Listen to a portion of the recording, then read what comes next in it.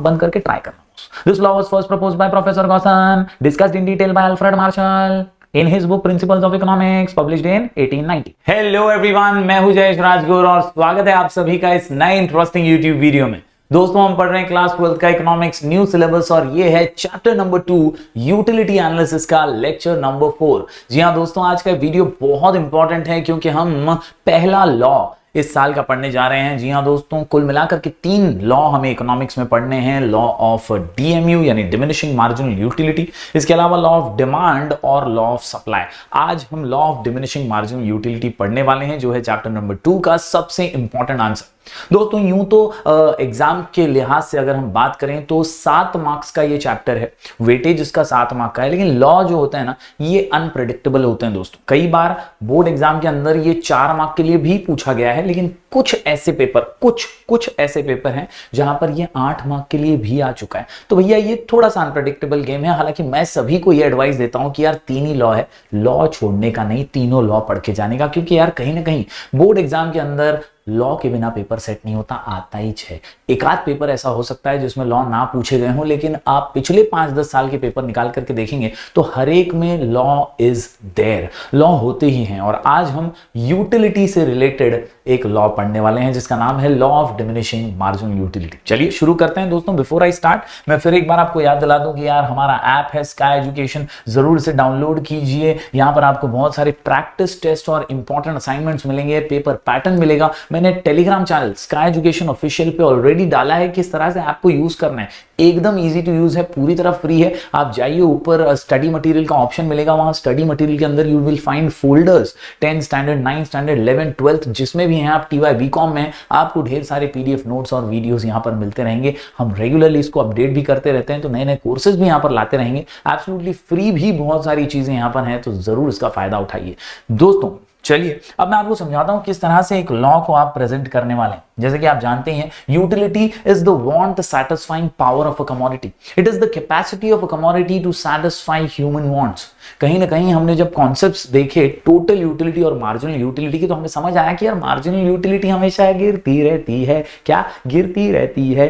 क्या गिरती रहती है? यानी जैसे जैसे आप एक ही चीज को बार बार लगातार कंज्यूम करेंगे, वैसे वैसे उसे और कंज्यूम करने की इच्छा कम हो जाएगी। बात बड़ी सिंपल है, यही बात के ऊपर ये लॉ आधारित है। जी हां दोस्तों, marginal utility keeps on diminishing. लेकिन before I start the law दोस्तों, मैं आपसे बताना चाहता हूं ये फॉर्मेट जरा लिख के ले लेना, स्क्रीनशॉट मार लेना, क्योंकि ये फॉर्मेट में जब आप लिखेंगे ना बोर्ड एग्जाम में, तो ही आपको अच्छे से पूरे मार्क्स मिलेंगे। फिर वो 4 मार्क्स के लिए पूछा गया हो या 7 मार्क्स के लिए, या रेयरेस्ट केस में अगर 8 मार्क्स के लिए पूछ लिया, तो भी आपको लिखना इसी फॉर्मेट में है। सबसे पहले इंट्रोडक्शन लिखिए, उसके बाद स्टेटमेंट ऑफ द लॉ, त्याच्यानंतर डब्बा आणि डायग्राम म्हणजे शेड्यूल आणि डायग्राम, फिर इनका एक्सप्लेनेशन यानी शेड्यूल डायग्राम का आपको एक्सप्लेनेशन करना है। एंड देन या तो अजम्पशन या तो एक्सेप्शंस, दोनों में से एक एग्जाम में पूछा जाएगा। पढ़ना दोनों है, पूछेगा एक, लिखने का वो, समझे क्या? तो वापस से एक बार, intro, statement, schedule diagram, explanation, फिर अजम्पशन और एक्सेप्शन। यानी एग्जाम में अगर पूछेगा तो पूछेगा explain law of DMU with assumptions या explain law of DMU with exception. तो इस तरह से कोई भी एक अजम्पशन या तो एक्सेप्शन आपको पूछेगा, वो आपको लिखना होगा। This is the schedule, this is the format. Hope आपको समझ में आ गया होगा। चलिए अब शुरुआत करते हैं इंट्रोडक्शन के साथ, and here we go. Yes, एकदम ध्यान से देखना, कुछ हाईलाइटेड चीजें हैं जो आपको हमेशा याद रखनी है। इंट्रोडक्शन पार्ट में सबसे महत्वपूर्ण चीज है कुछ इंपॉर्टेंट नाम, स्पेशली 2 इकोनॉमिस्ट के नाम हैं।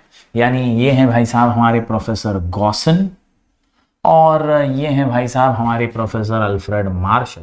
ये 2 नाम हैं बहुत ही फेमस। क्या किया है इन्होंने? तो this law was first proposed by professor Gossen and was discussed in detail by Alfred Marshall. Gossen भाई साहब ने दुनिया के सामने पहली बार ये लॉ को लाया, लेकिन किसी को समझा ही नहीं। अल्फ्रेड मार्शल ने इसीलिए फिर एक बार इसको डिस्कस किया डिटेल में। कहां? तो भैया अपनी किताब प्रिंसिपल ऑफ इकोनॉमिक्स में, जो कब आई थी? तो भैया 1890 में आई थी। तो यहां पर आपको मेजर 4 चीजें क्या याद रखनी है? तो यार याद रखना है आपको, this law was first proposed by professor Gossen, discussed in detail by Alfred Marshall in his book Principles of Economics published in 1890। 4 4 4 एकदम 4। कितने? 4। Yes, once again I repeat, आंख बंद करके ट्राई करना। This law was first proposed by Professor Gaussen, discussed in detail by Alfred Marshall in his book Principles of Economics, published in 1890. Simple है boss. 4 चीजों से आपका इंट्रो बन जाता है। आगे क्या है भैया? तो ये लॉ है किस बारे में, और इस लॉ में खास क्या है? तो भैया खास ये है कि this law is universal in character. सब पे लागू होता है। क्या? सब पे लागू होता है। हाँ, सब पे लागू होता है। छोटा बड़ा अमीर गरीब सब पे यूनिवर्सल इन कैरेक्टर है भैया।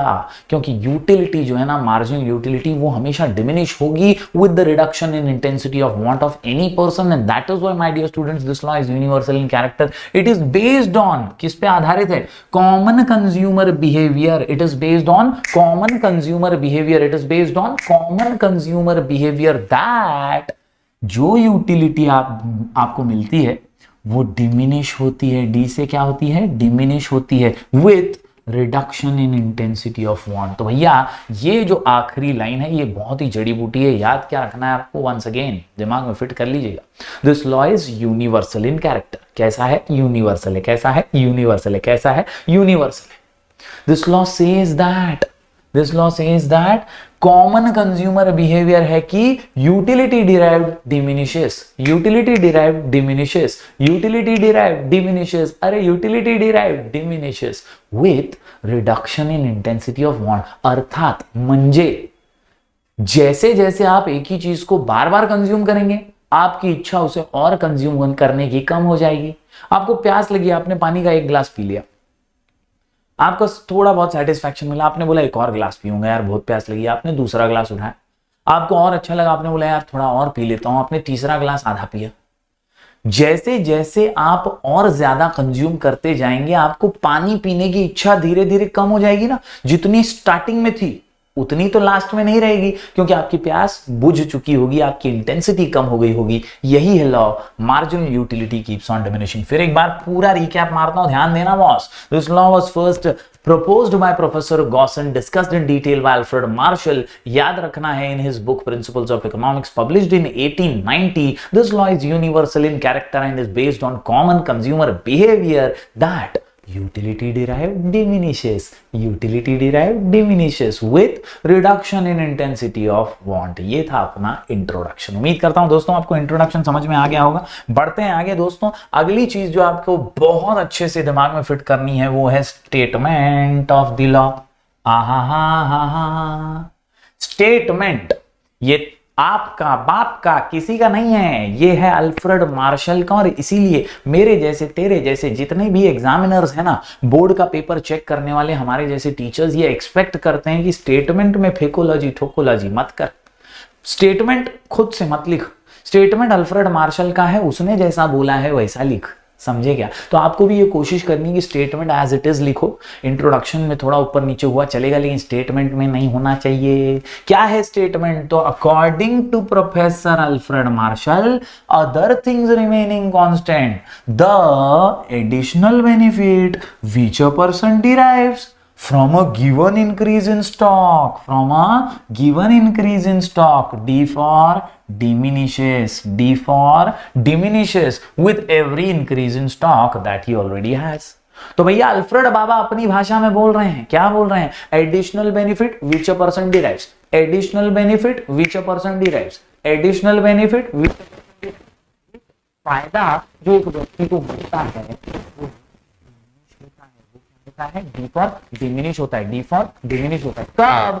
जब there is increase in stock, जब there is increase in stock. म्हणजे 1 ग्लास पिऊन जर मी गप्प राहिलो असतो तर काही फरक पडला नसता, लेकिन मैंने 1 ग्लास के बाद दूसरा, दूसरे के बाद तीसरा, तीसरे के बाद चौथा, ये इंक्रीज किया ना स्टॉक। स्टॉक इंक्रीज किया तो D for diminishes, D for diminishes क्या? Utility diminishes. बस यही कहानी है दोस्तों मार्जिनल यूटिलिटी की। अदर थिंग्स रिमेनिंग कांस्टेंट, याद रखिए A B ABPDIS, ABPDIS, ABPDIS। तुम बोलोगे सर ये क्या है? AB additional benefit, PD which a person derives, additional benefit which a person derives, D for diminishes, D for diminishes with increase in stock, with increase in stock। Simple कर दिया भाई इसको। Additional benefit which a person derives, additional benefit which a person derives, additional benefit which a person derives, D for diminishes with increase in stock of a thing that he already has। ज्याच्याकडे जे वाढवत जाणार ना तो consumption त्याचा, तेवढीच त्याची intensity कमी होणार आणि म्हणून त्याचा मार्जिनल यूटिलिटी जो है तो डिमिनिश हो जाएगी। तो उम्मीद करता हूं दोस्तों यहां पर आपको स्टेटमेंट समझ में आ गया होगा। बढ़ते हैं आगे। स्टेटमेंट के बाद जो इंपॉर्टेंट होता है वो होता है भैया ये सिंपल वर्ड्स में या ओन वर्ड्स में इसका एक्सप्लेनेशन। दोस्तों, marginal utility that any consumer derives from successive units of a particular commodity goes on diminishing. मतलब सरल भाषा में अगर हम स्टेटमेंट का अर्थ निकालें तो यही है कि मार्जिनल यूटिलिटी जो एक व्यक्ति को मिलती है वो क्या होती है? कम होते जाती है, डिमिनिश होते जाती है, गिरते रहती है। As his or her total consumption of that commodity increases. In short ये लाइन तो जड़ी बूटी है, अग्री डिसएग्री में भी आती है, जरा अंडरलाइन कर लेना। The more of a thing you have, जेवढं जास्त तुम्ही एकाच वस्तूला कंझ्युम कराल, the more of a thing you have, જેટલું તમે વધારે એક જ વસ્તુને ખાતા રહેશો, कंज्यूम करता રહેશો, yes, the more of a thing you have, the less you want to have more of it, the less you want to have more of it। मतलब जितना ज्यादा आप एक ही चीज को बार बार कंज्यूम करोगे उतनी ही आपकी इच्छा उसे और ज्यादा कंज्यूम करने की कम हो जाएगी ना। आपने 3 गिलास पानी पी लिया है, अब चौथे गिलास में आपको इच्छा कम होगी। क्यों? क्योंकि ऑलरेडी फुल है यार। 3 गिलास पी लिया और कितना पियो, समय बहुत कमाल है यार। Reduction in the intensity of want, the more the intensity the more the utility, intensity कम यूटिलिटी कम, बस यही है खेल। उम्मीद करता हूं आपको सिंपल वर्ड्स में ये समझ में आ गया होगा। अब बात करें दोस्तों आगे, तो अगला शेड्यूल और डायग्राम का फॉर्मेट है। और यहां पर मैं आपको बता दूं दोस्तों, आपको जो टीयू और एमयू के अंदर से एमयू का कॉलम था ना, बस वही याद रख लेना है। यहां पर आपने पहली कमोडिटी कंज्यूम की, 10 की मार्जिनल यूटिलिटी मिली, ये हमेशा रिड्यूस होती रहेगी, एक पॉइंट पे 0 और एक पॉइंट पे नेगेटिव हो जाएगी। तो ये 3 फीचर्स हैं मार्जिनल यूटिलिटी के, that you have to put in your mind. क्या?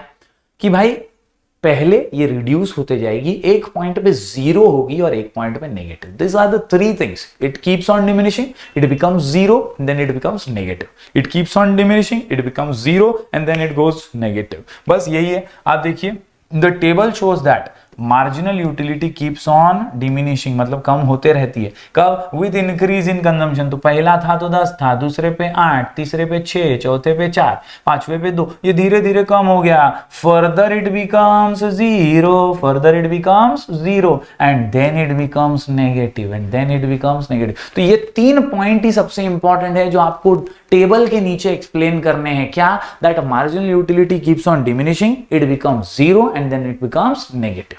सिमिलरली दोस्तों, अगर बात करें हम डायग्राम की, तो डायग्राम तो भाई इसी पे से प्लॉट किया है। आप देख सकते हो यहाँ पे नीचे यूनिट्स ऑफ कमोडिटी है, यहाँ पर एमयू है।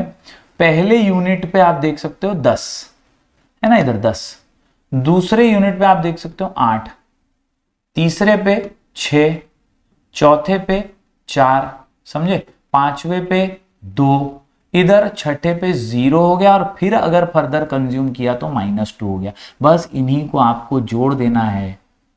ये हो गया अपना डायग्राम। मार्जिनल यूटिलिटी जो है वो डिमिनिश होती हुई नजर आती है। इसका एक्सप्लेनेशन की बात करूं दोस्तों, तो एक्सप्लेनेशन में आपको सिंपल एक ही लाइन में लिखना है, that MU curve slopes downwards. ये नीचे आ रहा है ना, ये नीचे आ रहा है ना, तो एमयू कर्व की खासियत क्या है? It slopes downwards from left to right, which shows that mu goes on diminishing। यही तो दिखा रहा है कि मार्जिनल यूटिलिटी 10 से 8 हुई, 8 से 6 हुई, फिर 0 भी हो गई और फिर नेगेटिव हो गई with every successive increase in the consumption। when mu becomes 0, mu curve intersects the x axis। जब वो 0 होता है तो क्या होता है?